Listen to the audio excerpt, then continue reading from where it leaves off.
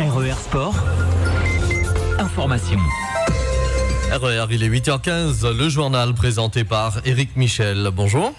Bonjour à tous. Plus de 10 000 morts dans une seule ville. C'est le bilan, hélas, encore très provisoire du passage du typhon Haiyan aux Philippines. Vous avez entendu les dernières informations il y a un instant avec RMC.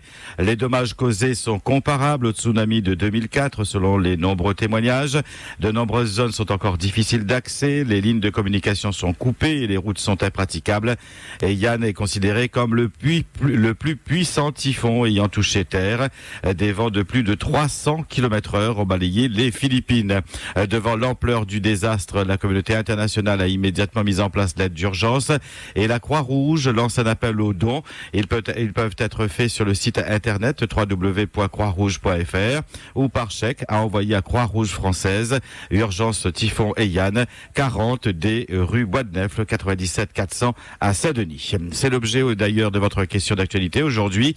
Allez-vous répondre à cet appel à la solidarité? Avez-vous été touché par les images des dégâts de ce typhon? La puissance du phénomène vous a-t-elle impressionné? Avez-vous peur qu'un jour notre île soit aussi frappée par un tel monstre météorologique? Vos réactions en direct à 9h et 11h sur le 47 33 33 et le 47 34 34 sur Facebook. Rendez-vous sur la page RER Radio Officielle. RER. À la cour d'assises, comparé aujourd'hui Hassan Sindou Ahmadi, déjà condamné aux Comores à 10 ans de prison. Il est jugé à présent par la justice française pour le viol d'une magistrate à Mayotte en 2007. Une manifestation de planteurs est annoncée pour cet après-midi devant le Centre technique interprofessionnel de la canne et du sucre à Saint-Denis.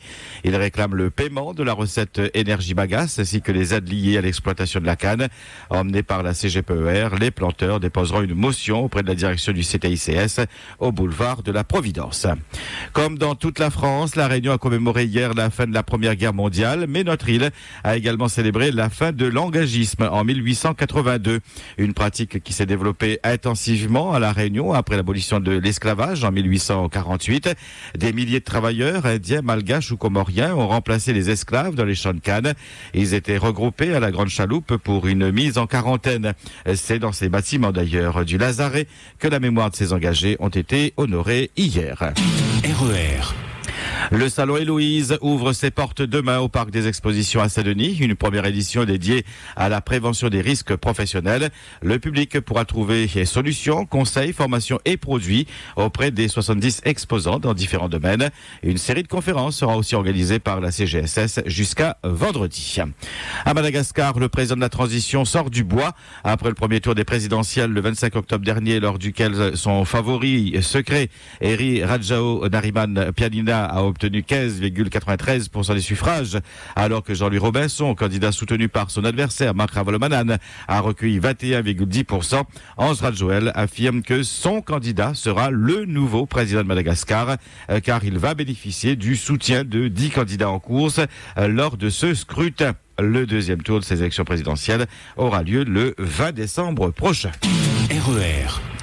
En sport, le 38e relais marathon international de Saint-Benoît, remporté une fois encore hier par l'équipe de Madagascar devant celle de Run Oxygène.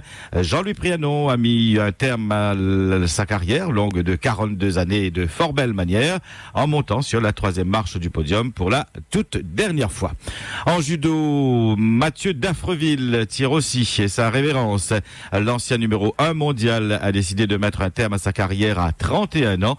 Le Saint-Pierrois estime que sa santé physique ne lui permet plus d'être au mieux de sa forme pour combattre. Il pense maintenant à fonder une famille. RER. 8h20 sur RER Sport. Merci d'avoir suivi ce 5-8. Bon début de semaine et on se retrouve demain. RER Sport.